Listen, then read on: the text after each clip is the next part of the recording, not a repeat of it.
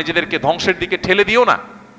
এটা ধ্বংসের দিকে ঠেলে দেওয়া, আপনার নিশ্চিত কষ্ট হবে, বিপদ হবে জেনেও সে কাজটা করা আপনার জন্য জায়েজ নাই পার্থিব কারণে। হ্যাঁ, আল্লাহর সন্তুষ্টির জন্য, আল্লাহর রাহে, আল্লাহকে খুশি করবার জন্য যদি আপনার জীবন যৌবন সবকিছু দিয়ে দিতে হয়, এটা সার্থকতা। এটা সার্থকতা, কারণ এর বিনিময়ে আপনি জান্নাত লাভ করবেন। তো যাই হোক, আল্লাহর বান্দা, তার ফয়সালা আল্লাহ তাআলাই করবেন। আমরা দোয়া করি আল্লাহ তাআলা তাকে মাগফিরাত নসিব করুন। আমরা দোয়া করি আল্লাহ তাআলা তার শোক সন্তপ্ত পরিবারকে সান্ত্বনা নসিব করুন।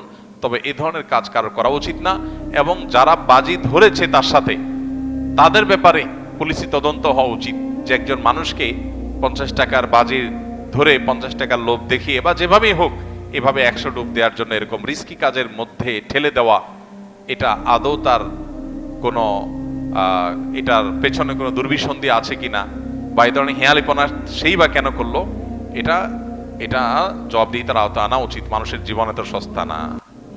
অতএব আমরা কোনো অবস্থায় এই ধরনের হেয়ালিপনায় যাব না। এরপরের প্রশ্ন হলো, কেউ যদি হাঁচি দেয়, জোরে আলহামদুলিল্লাহ বলে, কোনো ব্যক্তি যদি সেটা শুনতে পায়, হাসির জবাব না দিলে কি গুনাহ হবে? খুবই সুন্দর একটি এবং দরকারি একটি প্রশ্ন। ইসলাম আমাদেরকে অত্যন্ত দারুণ শিষ্টাচার শিখিয়েছে এবং সামাজিক এবং পরম সৌজন্যতা বোধ সম্পন্ন মানুষ হতে শিখিয়েছে।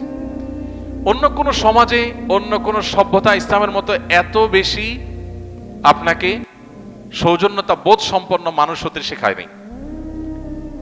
যেমন কেউ যদি আপনাকে সালাম দেয়, আসসালামু আলাইকুম ওয়া রাহমাতুল্লাহ, আল্লাহ বলেছেন ওয়াইদা হুয়িতুম বিতাহিয়াতিন ফাহাইয়ু বিআহসানা মিনহা আও রুদ্দুহা, তোমাদেরকে কেউ যদি কোনো ভাষায় অভিবাদন জানায়, সালাম জানায়, তাহলে তুমি সে যতটুকু দিয়ে তোমাকে অভিবাদন দিয়েছে, সৌজন্যতা ভদ্রতার খাতিরে তিনি